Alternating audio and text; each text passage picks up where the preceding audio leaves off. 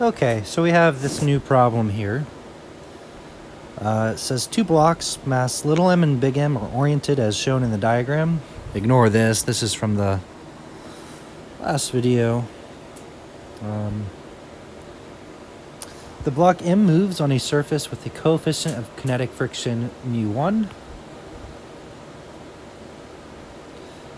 and coefficient of static friction between the two blocks is μ2. What is the minimum force F? I need to zoom in a little bit. That must be applied to M such that M remains stationary relative to M. Okay. So the first thing I'm going to do is I'm going to draw a free body diagram for both. There we go.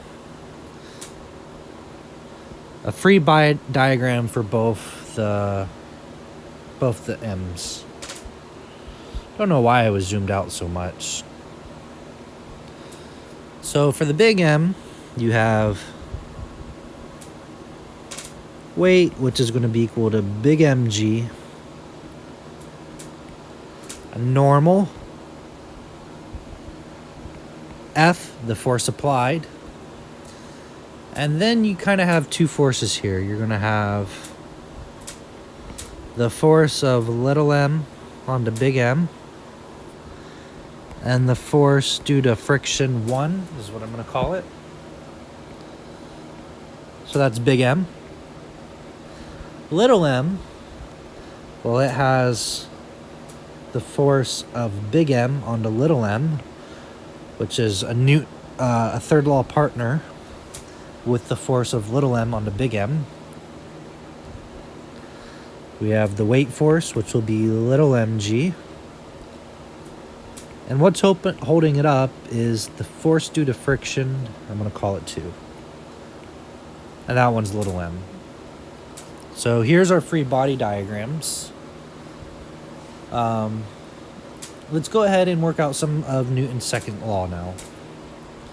So we can say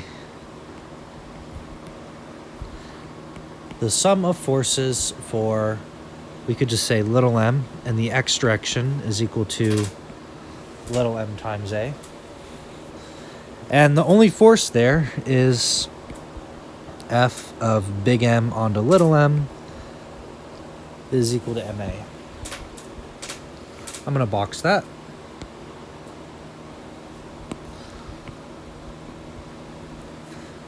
And we can do the same thing in the y direction, but we know that for it to remain stationary, for this block to remain stationary, it has to be moving in the x direction at the same, just as the same as big M, which that's a given. But it also can't be sliding up or down. Otherwise, from big M's perspective, it's not stationary. So this must be 0. And that just means that your force due to friction 2 is equal to little mg, or μ2 times, well, the normal will be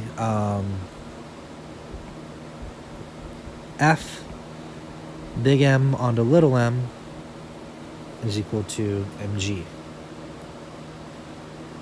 Okay, well, we could say F of big M onto little m is equal to mg divided by μ2. So we have an expression for this normal force, the contact force between the two blocks. Okay? All right, well, we could take this and substitute it in to here. And if we do that, you'll get mg divided by μ2 is equal to ma.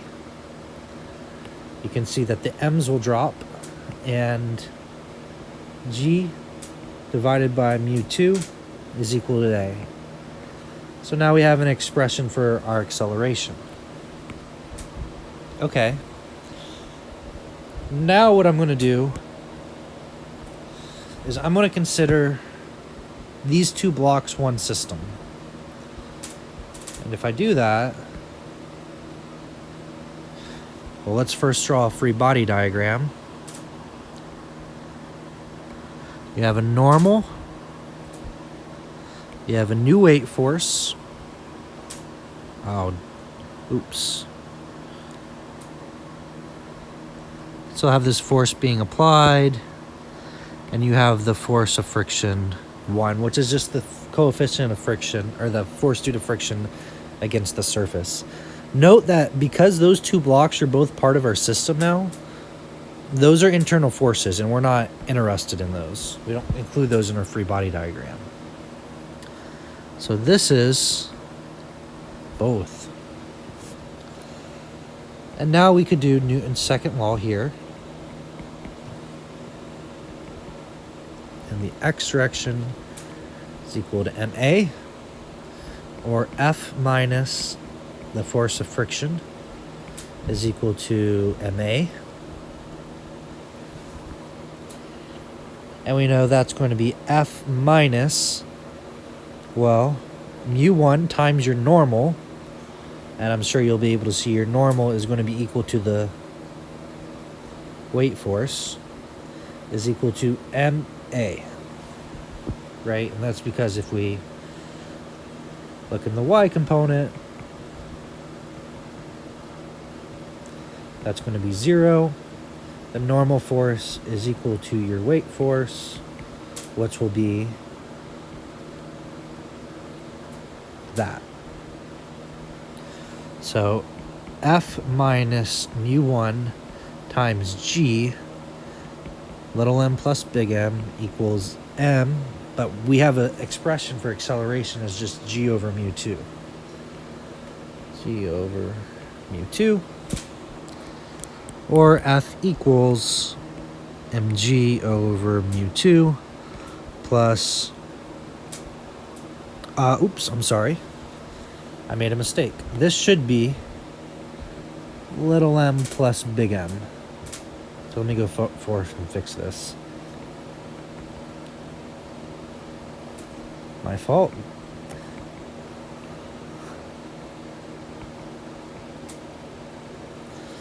Again, our system is both masses, so the m is going to include both.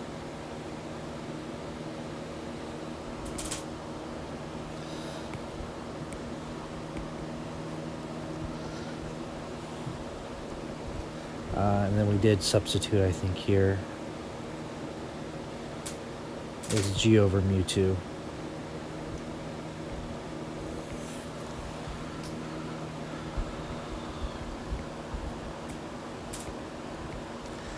Plus mu1g. Or we can simplify this a little bit. There's big M plus little m in both terms. There's g in both terms, and you get 1 over mu2 plus mu1. And now we have an expression for the force that we want. And that would be option D. Okay?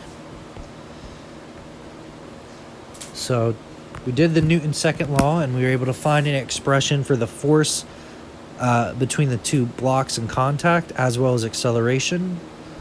From there, what I did is I considered the system, the two blocks together, because now I have the expression for acceleration that I need. And I plug that in, simplify, and do a little bit of algebra, and you can find the force. So hopefully that helps out a little bit. That was a little bit trickier of a problem. That took me a little bit to get. Had a little bit of algebra slump, but hopefully that makes sense.